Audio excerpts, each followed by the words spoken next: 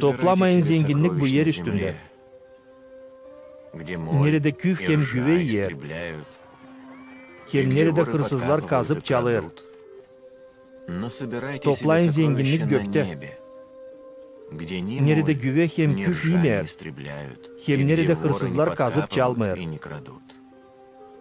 Zira nerede sizin zenginliğiniz, orada sizin yüreğiniz de olacak. Dava kesmeyin. Allah size dava kesmeyecek.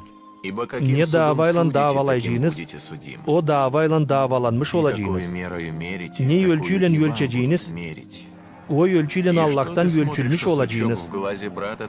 Niçin görersin kıymayı senin kardeşinin gözünde, ama kendi gözünde kazığı hesap almıyorsun. Ne soy var nasıl sen diyesin kardeşine, bırak çıkarayım kıymayı senin gözünden, açan kendi gözünde kazık durar. İki yüzlü. İlkin çıkar kazıyı kendi gözünden, da sonra açık göreceksin, ne soy çıkarma kıymayı kardeşinin gözünden. İsteyin, da size verilecek. Arayın, da bulacağınız. Uğrun, da açılacak. Zira kim ister, yediner. Kim arar, bulur. Hem kim uğrar, ona açılır. Kim sizin aranızdan oğlu ekmek isterse, verir ona taş. İki balık isterse, verir ona yılan.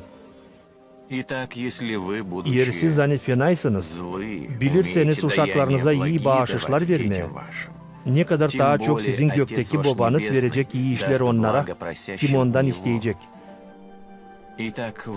Ne soy isterseniz insan sizinle götürsün kendini, öyle götürünüz siz de kendinizi insanla. Bundan tutunur zakon hem proroklar. Girin dar tokattan. Zira geniştir tokat hem meydanlıdır yol, ani kayıplığa götürer. Da çok insan ondan gider. Ama dardır tokat hem sıkınçtır yol, ani yaşamaya götürer. Hem az insan onu bulur. Korunun yalancı proroklardan.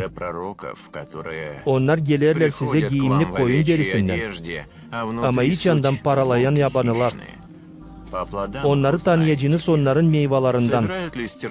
Acaba toplanır mı üzüm salkımı tikenli gümeden? İyi fidan yok nasıl yapsın yaban meyvası. Hep öyle yaban fidanı da yok nasıl yapsın iyi meyve. Her bir fidan hani yapmıyor iyi meyve, kesilir de ateşe atılır. Öyle ki, meyvelerinden tanıyacağınız onları. Değil onlar kim bana diyer sahibi girecek gök padişahlığına. Ama onlar kim tamamlar benim gökteki babamın istediğini.